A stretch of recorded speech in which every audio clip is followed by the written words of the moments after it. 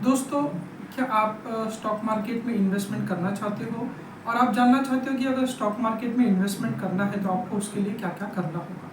तो सबसे पहले आप स्टॉक मार्केट के कंसेप्ट को समझना होगा। उसके बाद आपको देखना होगा कि आप कहाँ पर अपना डीमैट अकाउंट ओपन करोगे।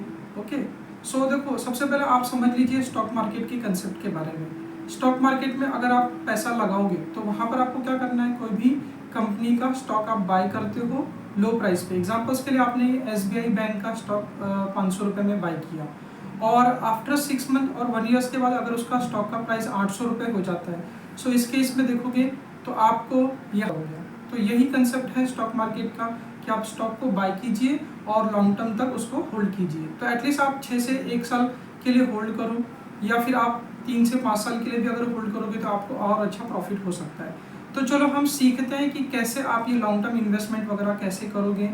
तो इसके लिए दोस्तों देखो, आपको समझना क्या है, स्टॉक मार्केट इंडिया का जो है, यहाँ पर अगर आप देखोगे तो यहाँ पर 2 मार्केट है, NSE और BSE मार्केट। सो NSE जो मार्केट है उसे हम बोलते हैं नेशनल स्टॉक एक्सचेंज, और BSE जो मार्केट है उसे हम कहते हैं बॉम्बे स्टॉक एक्सचेंज। सो NSE के अंदर आप देखोगे तो एक इंडेक्स है जिसमें टॉप 50 कंपनीज का कलेक्शन होता है, उसे हम कहते हैं निफ्टी 50, जिसमें इंडिया की टॉप 50 कंपनीज का कलेक्शन होता है। उसी तरह से एक और है जो BSE वाले में, जिसे सेंसेक्स कैसे है, इसे सेंसेक्स में टॉप 30 कंपनीज का वहाँ पर कलेक्शन होता है। तो आपको जब भी इन्वेस्टमेंट करना होगा तो ध्यान में रखिए, आपको डीमैट अकाउंट ओपन करना होगा। जिस तरह से आप अपने बैंक अकाउंट में, सेविंग अकाउंट में पैसे रखते हो, वैसे ही डीमैट अकाउंट में आपको अपने जो भी आप शेयर्स खरीदोगे या स्टॉक्स बाय करोगे उसको आपको होल्ड करना होगा। ओके, तो आप डीमैट अकाउंट ओपन करने के लिए आपको ब्रोकर्स की जरूरत पड़ेगी। तो यहाँ पर आप जैसे कि ज़ीरोधा, एंजल वन, ग्रो, ऐसे ब्रोकर्स में जाके अपना डीमैट अकाउंट ओपन कर सकते हो। एक बार आपका डीमैट अकाउंट ओपन हो गया तो उसके बाद आपको करना क्या, आपको सीखना क्या, आपको स्टॉक का फंडामेंटल एनालिसिस करना सीखना है। तो फंडामेंटल एनालिसिस के लिए आप tickertab.in जैसे ऐप पर जाकर कर सकते हो, screener.in जैसे ऐप पर जाकर आप कर सकते हो। ओके, तो फंडामेंटल एनालिसिस सीखने के बाद अब आपको क्या सीखना है, अब आपको सीखना है कि आप अपना पोर्टफोलियो डाइवर्सिफाइड कैसे करोगे। तो पोर्टफोलियो डाइवर्सिफाई करने का एक सिंपल सा टिप्स ये है कि आप क्या करो, कम से कम 5 सेक्टर सिलेक्ट कर लो, जैसे कि banking sector, auto sector, IT sector. तो इस तरह के अलग अलग सेक्टर्स को आपको सिलेक्ट कर लेना है और हर सेक्टर्स में के 2-2 स्टॉक्स ले लेना है। जैसे कि IT सेक्टर्स में आप इन्फोसिस, TCS ले लो। ओके, ऑटो सेक्टर्स में आप टाटा मोटर्स, महिंद्रा एंड महिंद्रा ले लो।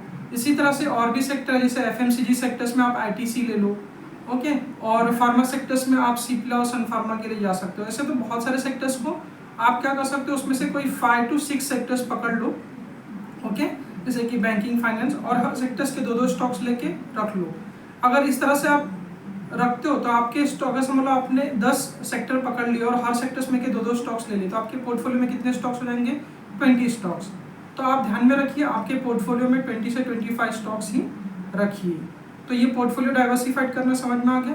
उसके बाद आपको समझना है कि आप स्टॉक्स में बाय कब करोगे, आप स्टॉक्स में एंट्री कब करोगे लॉन्ग टर्म इन्वेस्टमेंट के लिए। तो इसके लिए आप एक इंडिकेटर यूज करो, RSI इंडिकेटर। आपको क्या करना है, जो भी स्टॉक्स आपको बाय करना है उसमें RSI इंडिकेटर लगा लो और आपको देखना है कि वो स्टॉक्स ओवरसोल्ड सिचुएशन में है। तो ये आपको कैसे समझेगा, जब उसका RSI इंडिकेटर का वैल्यू बिलो 30 जाएगा तब वो उस कंडीशन में बिलो क्या होता है, ओवरसोल्ड होता है। तो ऐसे सिचुएशन पे आप एंट्री करो।